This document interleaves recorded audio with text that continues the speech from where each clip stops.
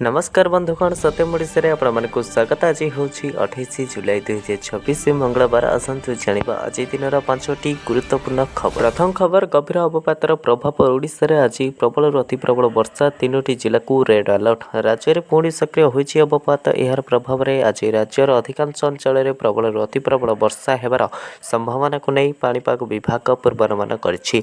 विशेषकर उत्तर पश्चिम एवं आभ्यंतरीण ओडिशार 9टी जिला पर रेड वार्निंग जारी करा जायछि।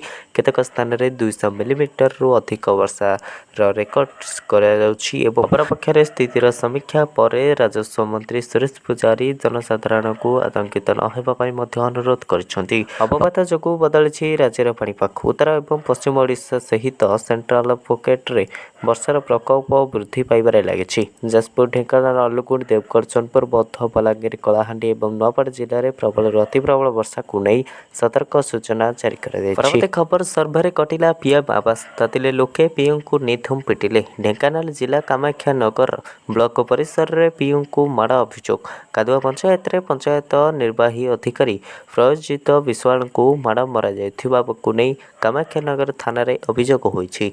अभियोग अनुसार बाउंसपाड़ पंचायत रे प्रधानमंत्री आवास योजना सर्भे अनुनीत होइथिबा अभियोग को नहीं अत्यंत लोक माने पीएम को आक्रमण करथिले। घटना बेलार दृश्य ब्लॉक परिसर रे थिबा सीसीटीवी कैमेरा रे मध्य कैद होइथिबा देखिबा को मिलिछि। पंचायत निर्वाही अधिकारी को कहिबा मुताबिक से आज पंचायतर भत्ता दे ब्लॉक को एसआई आसीथिबा बेले 6 ରୁ 7 जन तांको आक्रमण करथिले।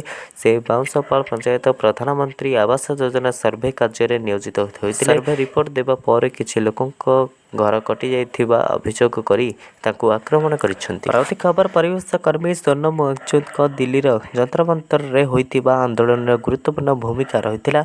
से अनेक दिन धरी अनशन रे बसिथिले। तांका स्वास्थ्य अवनति हेबारु तांको हॉस्पिटल रे भर्ती करा जायथिला। वर्तमान वांगचुक हॉस्पिटल रो डिस्चार्ज होइछंती। से सोशल मीडिया रे एक वीडियो शेयर करी से सूचना दैछंती।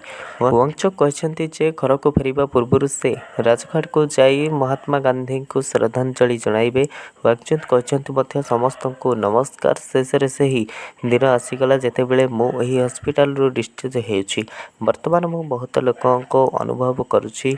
मु खाइबा आरंभ करिछि एवं शरीर पुणी शक्ति फेरी आसुछि। बाहरिया परे ओ घर को जिबा पूर्वरु मु राजघाट को जाई बापू को श्रद्धांजलि जणाइबी। आपण माने सही भली भाबरे स्वर सहित स्वर मिलाइबा एही आंदोलन को सफल करिछि। सेति पई मु हृदयरु गभीररु समस्त को धन्यवाद जणाउछि। समस्त को सलाम, जय हिंद। परवर्ती खबर, गत 4 दिन भितर देशर राजधानी नुआ दिल्ली रे राजनीति रे जेमिति हलचल सृष्टि होइतिला। नीट यूजी परीक्षा विवाद को नहीं जंतर मंतर रे आरंभ होइतिबा छात्रों आंदोलन विषय रे घर घर चर्चा होगा सहित सारा देशर प्रचंड समर्थन सुଅ छुटिला। छात्र समाज एवं जनसाधारण प्रबल आक्रोश आगरे शासन दल नरम पड़ा जार प्रभाव एवं देखा मिली। प्रशासनिक एवं राजनैतिक स्तर में गोटे पर गोटे बड़ विकेट खसबार लगी। जंतर मंतर रे जोतर आंदोलन एवं घन घन प्रतिवाद पर सरकार एक्शन को नहीं प्रथमे 47 जनिया एनटीए अधिकारी को बर्खास्त करथिले। 47 जनिया एनटीए बर्खास्त। रेल राष्ट्र मंत्री एवं शिक्षा सचिव इस्तीफा पर धर्मेंद्र चाप। छात्र विद्रोह रे एही बड़ झड़ आगे नतमस्तक होई से शेष में मंत्री पद छाड़ा निष्पत्ति ने। परवर्ती खबर, इंडिया आइडल सीरीज 16 विजय मुकुट पिंधिले ओडिया झील ज्योतिर्मय नायक। इंडिया आइडल सीरीज 16 विजय मुकुट पिंधिछंती ओडिया झील ज्योतिर्मय नायक। एथि सहित से प्रथम ओडिया प्रतियोगी भाव में कीर्तिमान स्थापन करिसेंती।